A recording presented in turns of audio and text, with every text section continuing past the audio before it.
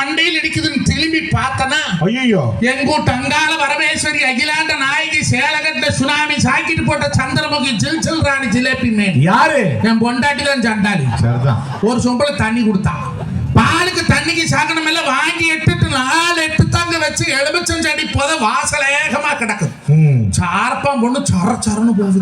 ஐயோ பாம்பை கண்டாலும் காரியத்தை போகக்கூடாது. பின்ன வீட்டுல தான் அந்த 10 ஏக்கர் எல்லாம் வச்சிருக்கல, பாம்பு போக தான் செய்யும். மொத்தம் 13 ஏக்கரா இருக்குது. அதை 3 ஏக்கரா முழுங்குறீங்க. நடுவரவர்களை பாம்பை கண்டாலும் காரியமாக மறுபடியும் ஒரு சம்பப்பா தண்ணி குடிச்சு போட்டு பச்சுக்கு வந்த கொள்ளையில் போன பச்சு வரல. எங்க சித்தப்பையனு வர சொல்லி கார் எடுத்துட்டு இங்க வந்தா எனக்கு முன்னால 7:30 யமகண்ட 2 ரயிலேறி வந்து உட்கார்ந்துருக்குது. 7:30 யமகண்டா? அது 7:30 சனி. இது யமகண்டா, இது ஜென்மம். அதனால புடிச்சா விட்டுறது சாக வரை கூடாது.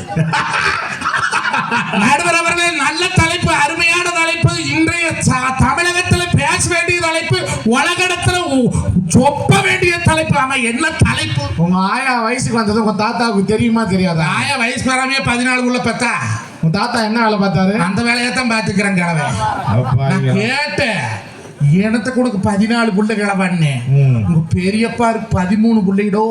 அவனை தாண்டி காட்டோம்னு வைராக்கியத்துல 14 புள்ள பத்துக்கிறாங்க. அவன் ஏசுப்பட்டாளில முச்சமிக்கவன் 14 இப்படி பெற்ற அந்த 14 வளர்த்தருக்கு எங்க அப்பாரு பட்ட போராட்டத்தை தாங்க நான் பேச வந்திருக்கேன். அப்படி சொல்லு மாமா. என்னைய வாழ்க்கை பூந்தோட்டமா போராட்டமா? நடுவரவர்களை பூந்தோட்டமா இருந்தா எங்க 2 பேருக்கு இங்க என்ன வேலைங்கிற? என்ன வேலை? வீட்டுல எல்லாரும் பொண்டாட்டிக்கிட்டு என் தங்க கிட்டி, என் செல்ல கிட்டி, என் உச்ச கிட்டின்னு உட்காந்துருப்போம்ல. ஆமா. வீட்டுக்குள்ள காலை வச்சாலே புட்டுக்கிறா. உப்பு இல்ல, அரிசி இல்ல, பருப்பு இல்ல, தக்காளி இல்ல, வெங்காயம் இல்ல, மிளகாய் இல்ல.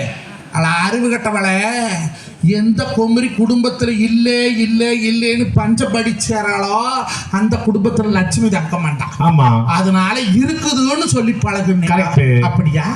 உப்பு டப்பா காலியா இருக்குது, அரிசி டப்பா காலியா இருக்குது, பருப்பு டப்பா காலியா இருக்குது. இங்க புருஷனுக்கு பாக்கெட்டும் காலியா தான் இருக்குது.